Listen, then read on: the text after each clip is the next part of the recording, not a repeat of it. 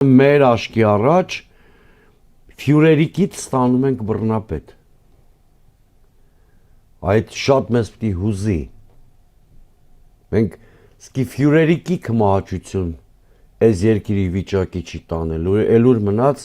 բռնապետի կապրիզներ, կամայականություններ, բեսպրիձել։ Բան նախկին ղեկավարներն են բռնապետության կամ ավտորիտարիզմի մեջ մեղադրում։ Հիմա ինչ են հանդուրժում այս ամենը։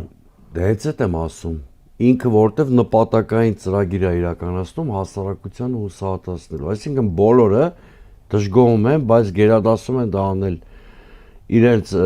ոնց որ սովետական միության տարիներին, հա։ Երբ որ բոլորիս տներում խոսում ենք ազատությունների մասին, ինչ-որ արժեքների մասին, որ այդ երկրում պոպուլյար չէին, բայց դա փողոց դուրս չէր գալիս։ Զգուշությամբ են։ Հա, իրականությունը սովետական շատ ուրախ խոհանոք էր, բայց ընդերքում խոհանոցներում, տներում դժգոհությունը եռում էր։ Հիմա նույն վիճակն է, ինքը ցանկանում է այդ հուսահատ հասարակությունը ստանալ։